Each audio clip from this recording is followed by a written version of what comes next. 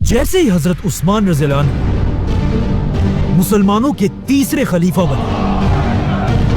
مسلمانوں کی آپس میں ایک ایسی بحث شروع ہوئی جس سے پہلی بار پوری مسلمان امت کے ٹوٹنے کا خطرہ تھا، کیونکہ یہ بحث کسی اور بات پر نہیں بلکہ دنیا کی سب سے بڑی کتاب پر تھی، قرآن۔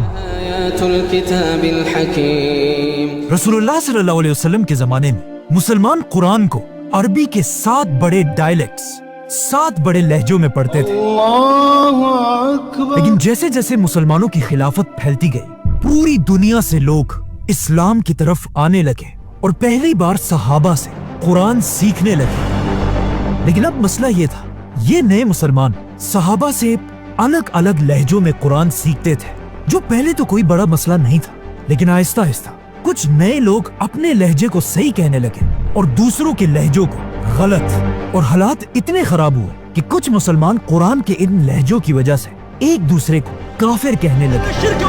اسی طرح یہ بحثیں بڑھتی گئی اور تیسرے خلیفہ حضرت عثمان کے دور میں اپنی پیک پر پہنچے۔ حضرت عثمان کے دور میں مسلمانوں نے یہ سارا علاقہ فتح کر لیا تھا اور اب مسلمانوں کی فوج تیزی سے آذربائیجان کی طرف بڑھ رہی تھی، لیکن وہیں آذربائیجان میں جب ایک دن مسلمانوں کی فوج نماز کے لیے کھڑی ہوئی، نماز کے فوراً بعد مسلمانوں کی فوج کی آپس میں ایک بہت ہی خطرناک بحث شروع ہوئی، جس میں مسلمان ایک دوسرے کے قرآن پڑھنے کے طریقے کو غلط کہنے لگے اور صرف اپنے لہجے کو اصل قرآن کہنے لگے۔ آخر یہ بحث اتنی بڑھ گئی کہ ایسا لگنے لگا کہ اب مسلمان پہلی بار ایک دوسرے کے خلاف ہی تلواریں نکالیں گے۔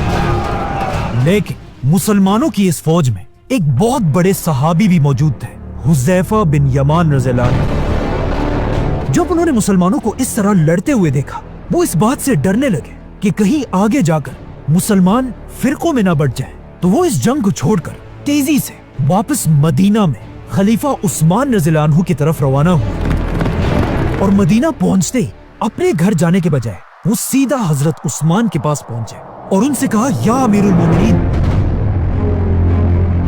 اس سے پہلے کہ مسلمان بھی یہودیوں اور کرسچنز کی طرح ڈیوائیڈ ہو جائیں، آپ اس امت کو ٹوٹنے سے بچا لیں۔ لیکن یہ کوئی پہلی دفعہ نہیں تھا کہ آسمانی کتابوں پر بحث ہوئی ہو، اس سے پہلے بھی ایسا ہو چکا تھا۔ دنیا میں 4 بڑی آسمانی کتابیں ہیں، تورات، زبور، انجیل اور قرآن۔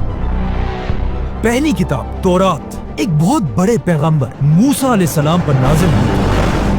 جب موسیٰ علیہ السلام نے فرعون اور اس کی پوری فوج کو سمندر میں تباہ کر دیا تھا اور بنی اسرائیل کو لے کر ڈیزرٹ میں پھر رہے تھے،